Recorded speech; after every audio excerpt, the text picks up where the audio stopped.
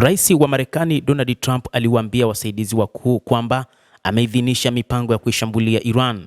Hii ni kwa mujibu wa gazeti la New York Times ambalo limeripoti kuwa wakati maafisa wa Iran wakidhani mazungumzo ya kusitisha mapigano na Israel, rais huyo wa Marekani anataka kuangazia zaidi mpango wa nyuklia wa Iran.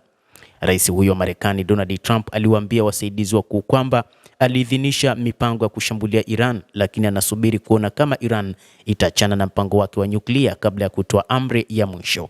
Vyanzo vitatu vinavyofahamu majadiliano hayo vilisema kupitia The Wall Street Journal, miongoni mwa majarida kutoka nchini Marekani.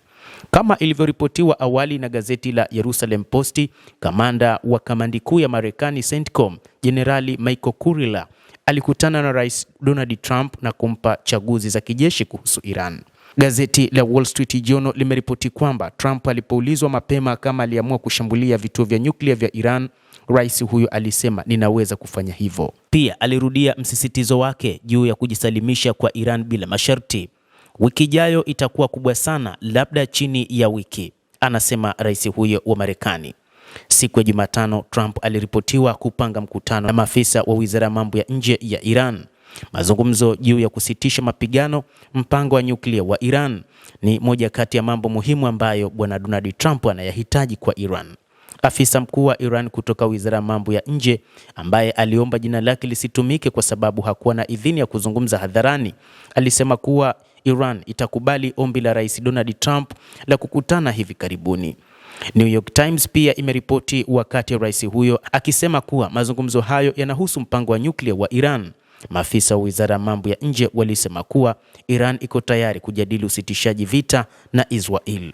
Maafisa hapo awali waliambia Posti kwamba Jamhuri ya Kiislamu ya Iran ilikuwa tayari kufanya mazungumzo ya kusitisha mapigano, lakini iliitaka Israel kutuliza mambo. Hata hivyo, bado Israel haikutoa maoni yoyote juu ya kusitisha mapigano.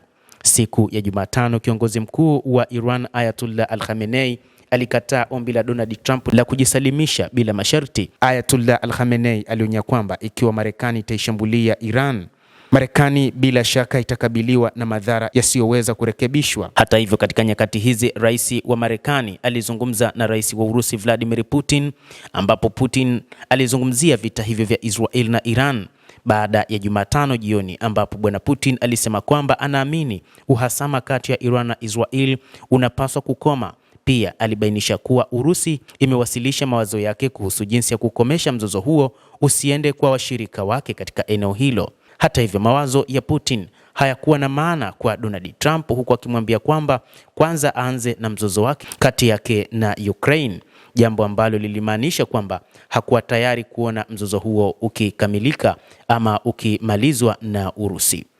Lakini pia rais huyo wa Urusi alimwambia Donald Trump kwamba ole wake afanye shambulizi nchini Iran.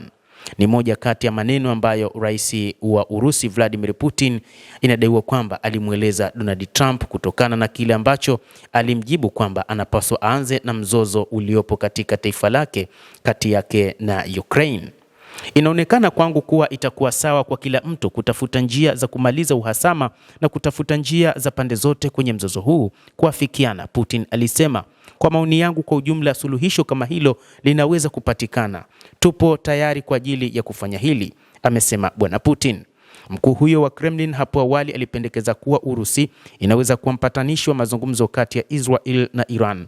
Bado Trump alisema kwamba hatakubali juhudi hizo hadi ikulu ya Kremlin ikubali kufanya mazungumzo kuhusu vita vya Ukraine. Putin pia alisema kwamba hakutaka hata kuzungumzia uwezekano kwamba Israeli itamuondoa Khamenei, na aliwaambia wahariri wa Reuters kwamba anaamini kwamba wa Iran walikuwa wakiandamana kuzunguka uongozi wao wakiulinda. Tunaona kwamba leo nchini Iran, pamoja na utata wote wa michakato ya kisiasa ya ndani inayofanyika huko, kwamba kuna ujumuishaji wa jamii karibu na uongozi wao wa kisiasa wa taifa hilo, Putin aliwaambia waandishi wa habari. Mtazamaji, endelea kutufuatilia na usisahau kulike, usisahau kucomment, kadhalika na kusubscribe channel yetu hii ili uweze kuyajua haya kwa mapana hapa The World News. Mimi ni Adam Hussein, endelea kuwa nasi wakati wote, endelea kutufuatilia uweze kuyajua mengi ya ulimwengu.